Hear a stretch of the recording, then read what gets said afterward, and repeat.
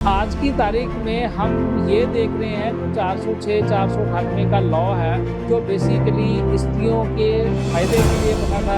ये एक वेपन की तरह इस्तेमाल होता है। उल्टा टॉर्चर हस्बैंड को और हस्बैंड के रिलेटिव द्वारा किया जा रहा है। ये बेसिकली वेपन की तरह इस्तेमाल होता है। तो अब क्या हुआ कि ये जो ओरिजिनली एक्ट की स्पिरिट थी वो कहीं ना कहीं लॉस्ट। पहले तो इस एक्ट ने तकरीबन मैं ये कहता हूँ कि ऑलमोस्ट 100% ही सुरक्षा प्रदान करी विवाहित स्त्रियों की। और ससुराल वाले भी एक समय में ये कहते थे कि अगर स्त्री को, विवाहित स्त्री को अगर कुछ हो गया तो वो FIR दर्ज करा देंगे। और उस डर से काफी हद तक जो विवाहित स्त्रियां हैं वो अपने ससुराल वालों में ठीक रही। लेकिन हुआ क्या, जैसे जैसे टाइम बीतता गया, अब पिछले 10 साल से ये ट्रेंड चल पड़ा है कि ये जो 406, 498 का एक्ट है ये बेसिकली वेपन की तरह इस्तेमाल होना शुरू हो गया। और ये देखने में आया है कि with the passage of time, समय के बाद ये जो एक्ट से फायदा उल्टा स्त्रियों ने लेना शुरू कर दिया।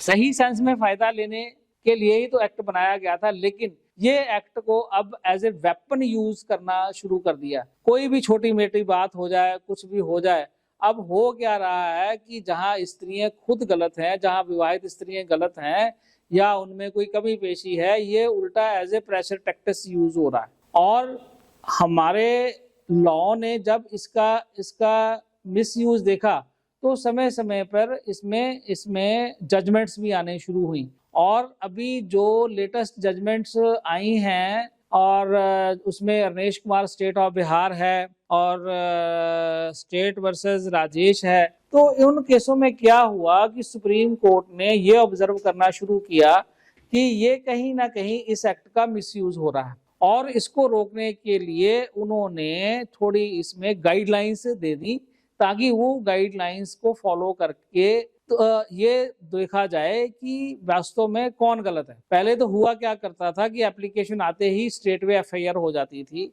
आज की तारीख में ये है कि FIR होने से पहले दोनों पक्षों को सुना जाता है और दोनों पक्षों का रिकॉर्ड किया जाता है। और रिकॉर्ड होने के बाद अगर पुलिस की इन्वेस्टिगेशन में ये आता है कि ये वाकई ही विवाहित स्त्री को उसको प्रताड़ित किया जा रहा है, FIR उसमें दर्ज हो जाती है। लेकिन